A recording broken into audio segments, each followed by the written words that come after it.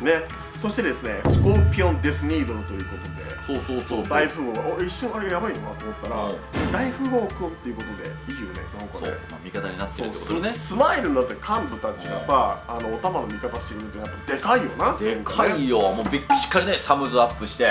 多分シュワちゃんに憧れてるんやと思うんやけど、大富豪もじゃあ死ぬやん。今死ぬと思う。溶鉱炉に多分入っていきますね。入っていくわ。最後藤山の火山の中にこうやって、俺が生きてるわけにはもういかないからきびだんごが切れる前にアディオス。せめてアイルビーバックの何やアディオス。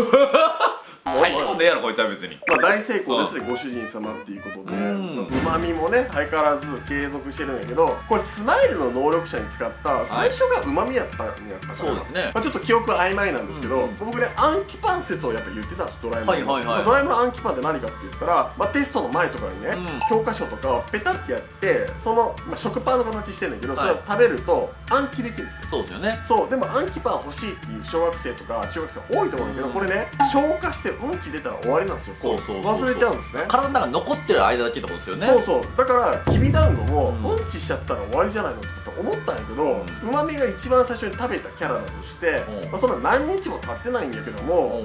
まだ残ってるということは効果ってどこまでなんでちょっと分かんなくなっちゃって。確かに。そう、お玉がね気絶しても能力は解けなかったやんか。シュガーの時ってシュガー自体がまあ言ったらねおったまげでびっくりしてあーって気絶したら溶けたやん、ホビホビの実がね。でもお玉は溶けなかったから解除する条件でどこにあるんだろうと。これ一生やったらえぐぐらいですかね。一生やったらえぐいんやけど、まあそんなチートにはしないと思うねんな。でもほらきびだんごってほら最初もらった時ってその桃太郎から多分来てるじゃないですか普通に。でも桃太郎って一生使えてくれたじゃないですか、猿生地犬は。マジで一生の可能性もあるんちゃうかなっていう。やばい薬入っとったんちゃうの。最悪やな。桃太郎さんまたやべえ薬くれよってなんかボケてんのなんかお題になってるやつだから最悪やな。出てるちゃんと桃太郎。そうでもね、モブがちゃんとね説明してくれてて、あいつを殺せば術が解けるのかって言ってるのは、まあ多分これほんまやと思うよな。そうですね。そうでないと次の能力に移動した時にじゃあ誰に従えるのってなるやん。確かに確かに。そうだから多分殺されたら終わりなんやと思うね、これに関してはね。はいでちょっと次のページをめくりますとですね、ゼウスが出てくるんですけども、こいつ調子いいよね。でそういうとこがいいんやけど、ねえナミおいら昔みたいにしもべにしてくれるっていうだけでも、いやもうぜひって感じや今。そうやね。ここでナミはねちゃんと断るんですよ。そうこれがね恋の駆け引き上手な女の子の特徴なんですよ。なるほど。そう一旦ちょっと話すんですよ、気持ちがこっちに来てるって分かった瞬間に。そこで相棒なんてどう、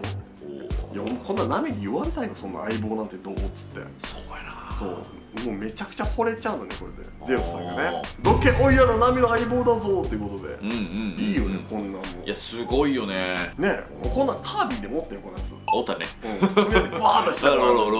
お前も大概すげえ力手に入れたなっていうことで、健康を操る女ということでは結構いやそうなんですよね。マムのソウルやからね。そうでここでねウソップだけがまだなんかその新たにパワーアップしてない感じもするんで、もしかしたらワノ国中にまだなんか1段階レベル上がるのかなとも思ったりするんですけどね。そうでね、しかも、ナミの力ももっと上がろうと思ってて、そのマムの出したソウルを食べたらパワーアップできるっていうことだったでしょ。ヘラが前食べようとして。なるほどね。じゃあこれってそのまま放置するのって思うんですよ。確かに。じゃあ今度は復讐じゃないけど、ゼウスがヘラを食べるシーンがあると思ってて、そうするとゼウスパワーアップしてスーパーゼウスなんですよ。なるほどね。ビックリマンみたいに。そうスーパーゼウスになったらもっと巨大なメーザー砲みたいなの撃てたりするかもしれないから、いやもうナミお前めっちゃ強いやんってなるかもっていう。ヘラヘラ食べてヘラヘラゼウスになるわけね。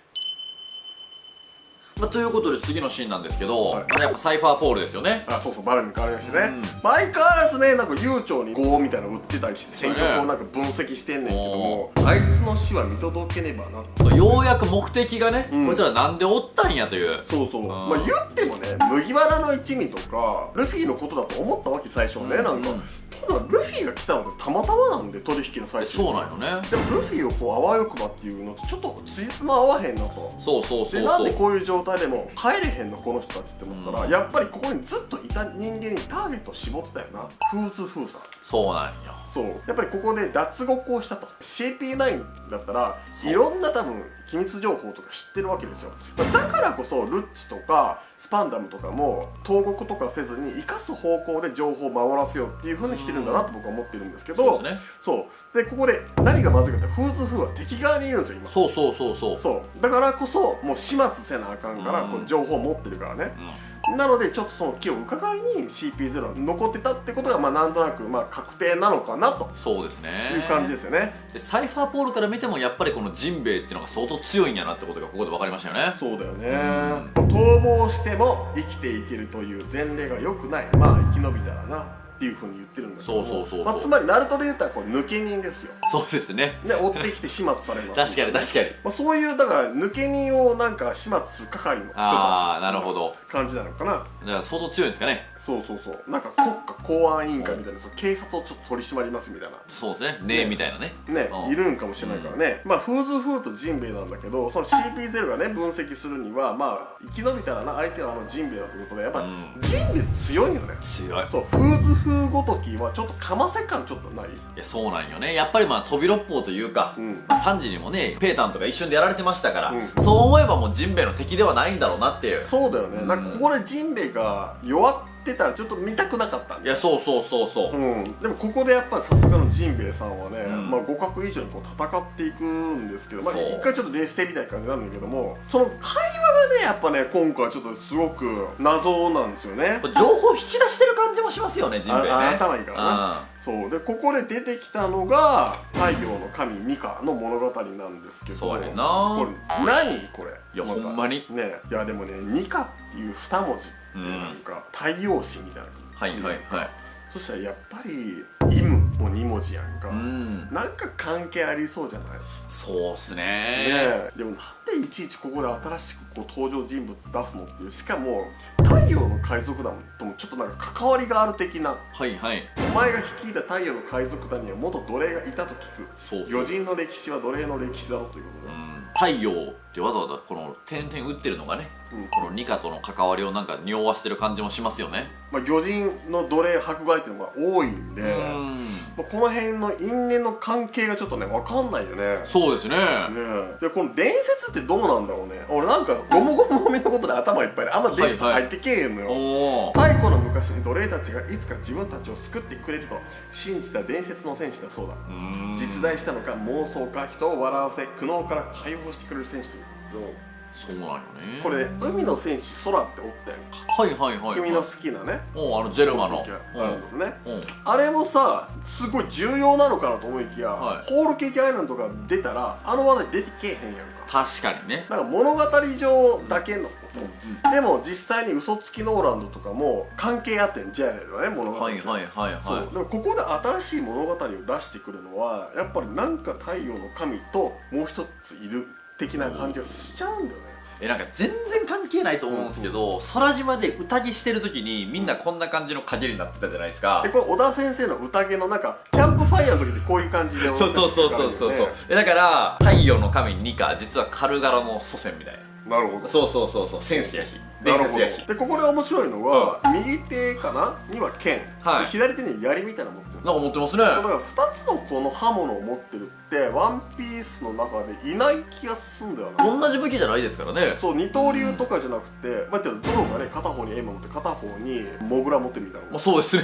どういう組み合わせみたいな。違う種族なのかわかんないんですけど月っていうのはフェアリーバースっていうふうにワンピースの世界で言われてるんですけどもそこはちゃんと大地っていうものがあってとりあえずエデルもめっちゃあくび我慢してますよ。大丈夫ですよ。大丈夫ですか？はい夜遅いからね。なるほどで降り立ったわけだけど太陽っていうのは通常の僕たちの概念に言ったら降り立つことはできないですね。だから本当に太陽っていう化身みたいなものは無敵のなんか陸道仙人みたいな。なるほどね。そう太陽の神ニカと例えば月の神イムが過去に悪魔の実を作ったんだよみたいな言ったらチャクラをなんかねなんかなるほどナルトとちょっと似てるその辺は設定がはいみたいななんかもういよいよなんか悪魔の実を作った人物であるみたいなところまでなんか結びついていきそうな気配がしちゃったんですよ。表の2か裏の2も2人で世界作ったみたいなね。そうもうだからこそ前回ゴムゴムの実っていうキーワード出したのかと思って。なるほど。そう悪魔の実がちょっとずつつながってくるんだよみたいな感じで。そうだから太古の昔奴隷たちがっていうのはどれぐらいのことを言ってるのって珍しいんですよ。なんでかって言ったらその大昔とか太陽暦何年とか、その1000年も前からあるとか空白の100年が大体結構具体的に数字が出てたりするんだけど、太古の昔ってなかなか珍しいんですよ。いやなかなか使わないですもんね、ワンピースの世界で。太古の昔って言ったらもう恐竜の時代ぐらいな感じですよ。だから悪魔の実って今古代史とか言われてるけど、それが本当に現存したぐらいの時の恐竜の時代みたいな。その太古の昔ってことはもしかするとよ、ワンピース史上一番遠い歴史かもしれないこれ。ああなるほどね。そう海の戦士空、嘘つきノーランド1000年以内なんですよ。そうですね。そう太古の昔初めて1万年より先かもしれない。そうだからこの辺で実は悪魔の実ができたのか、少なくともねその一番ワンピースの歴史の中で出てきてる最高の歴史は全知の木だったら5000年前なんで、それよりもね初めて前が描かれる可能性があるんじゃないかと。ニカは全知の木はわしが育てたみたいな感じなんですかね。そうわしやねちょっとなんかさ売れる前のアイドル見つけてさちょっと応援しててフォロワーちょっと早くやっといたらさちょっと言ったらわしが育てた絶対言うやつおるやん。おるね。僕純粋にニカがジョイボーイなんじゃないかっていうことも思ったりしたんですけどね。めっちゃ笑ってるし。確かに笑ってる。ジョイボーイの条件も分かれへんしややこしすぎちゃうからちょっと分かんないんだけど、そろそろねゴムゴムの実の秘密を知れるかなと思ったらね、残念ながら今回の回はね戦いの最中で終わっちゃうんですけど、そうただねこのちゃんとシャンクスが奪ったよっていうことがちゃんと明言されたんで、そうね、どっかのチャンネルではね黒ひげを襲ったとかってしょうもないこと言ってるところも一番あったりもするみたいなんですけどどこそう言えないですけど、あそうですか、はいちゃんとシャンクスが敵戦の船と言ったことは CP9 の船だったよっていうことがそうですねしたのかなこれでね。その時みたいに12年前の CP9vs 赤髪海賊団ね。でもフーズフージンベエにこんなにボコボコにやられてるからシャンクスの相手じゃないやろうけどね。いや分かるんやけど何人か手だれがいたかもしれんし、赤髪海賊団だとするとルフィにそれを託したわけよ。次の時代にかけてきたってことはほんまにシャンクスやばいやつ説っていうのが1個出てきちゃうんだよね。確かにな。そうだからいつかきっと返しに来い、立派な海賊になってな、帽子のことじゃない能力のこと返しに来いってなるってなった時にシャンクスクソ悪いやつやみたいな。確かにね。そう俺あえてねそのシャンクスが悪いやつなんじゃないかって考察して神くんの多分動画上げたと思うんですけど僕見てないんですよあれを、あんま信じたくないというか、でもちょっとそんな気がしちゃう。だからこそバルトロメオもそれを知ったから旗燃やしたらちゃんとって浅いちょっとなんか妄察では思うんだけど、でも結局シャンクス絶対いいやつだと思うんだけど、この先なんかルフィが4個は俺が全部倒すって言ってた時にやっぱシャンクスが最後にするって言ったから戦うことはまず間違いないと思った時にちょっと影の部分とか光の部分があって、例えばその今太陽の神って言ってきたから太陽のシャンクス月のシャンクスみたいな、ちょっとなんかピッコロ大魔王もさドラゴンボールの自分の中の悪を追い出した結果、神様になったピッコロと悪の大王になったピッコロがいるように、何かこういう風に2ついるっていう感覚だったらバトルする意味があるのかなと思うし、その辺がちょっとだから謎かなと。で確実にこれでゴムゴムの実は重要なアイテムであることが今回と前回でも分かったんで早く見たいなと思うんですけど、でもかっこいいなやっぱ最後ジンベエな。かっこいいですね。相手のね尻尾を踏んでバーン殴るのはね喧嘩の常套手段なんで、そう半端な覚悟で踏み込んでくるなこれね。どういう覚悟なんだろうね。明らかにねもちろん冷静なジンベエさんなんですけど、己に話すことは何もありゃせんって言った時にちょっとなんか引っかかんだよなこの顔。そうですね。なんか知ってるやん、なんか分かってるけどお前ごときに今言う必要はないみたいな感じ聞こえるやん。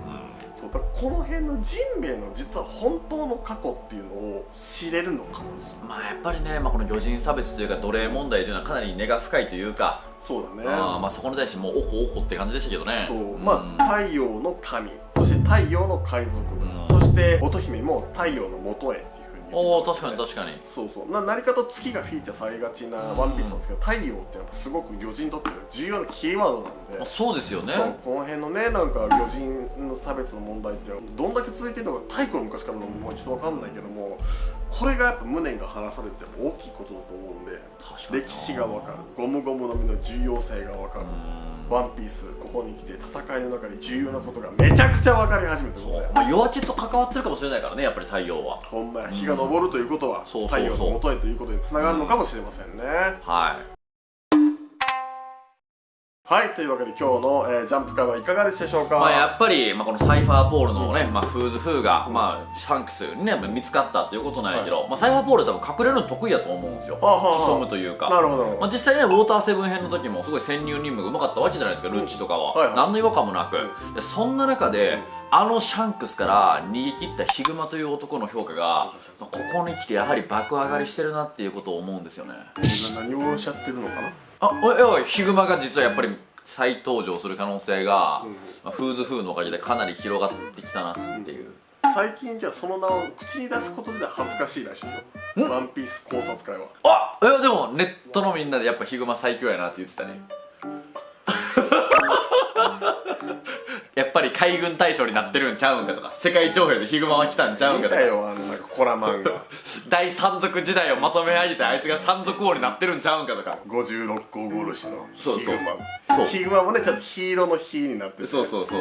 色入ってるから大将になってんねんみたいな。そうどうでもいいねそんな考察だと。そういうわけで僕はヒグマの再登場を期待してます。はい、というわけで今回からよろしくぜひ高評価チャンネル登録お願いします。そうですね。で、今回はね実は深掘り動画をして出したいんですけど、ちょっと投薬の希望でそうですね。とあるね重要な白ひげの傘下のとある人物にスポットを当てた深掘り動画をドスケさんと撮ってくれました。どうしても今出さないといけない動画なんで、それほんまにめっちゃすごい考察よ。そうなんですよ。これだけは絶対見てほしい明日は。誰も見たことがない話を絶対できると思うんで。そうどこも神木君も高橋さんも絶対出へんこれ。はい。ちょっとよろしくお願いします。お願いします。それも好評だったら今週僕はまたジャンプの深掘り動画とか、出そうと思ってますんで応援の方よろしくお願いします。僕たち月曜日、ジャンプにワンピースが掲載されている時は、レビュー考察会をやってますので、もし興味ある方楽しかったって思う方は高評価とチャンネル登録をぜひともお願いいたします。よろしくお願いします。来週休み悲しいです。楽しいです。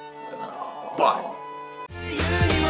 小屋ちゃんクルーがこの夏アゲアゲ、楽しみいっぱい躍動感。クルーのみんなでもっと盛り上げて TwitterLINE ライブ公式 LINE もやってるよ。フォローしてね。お風呂の場合は小焼きチャンネル。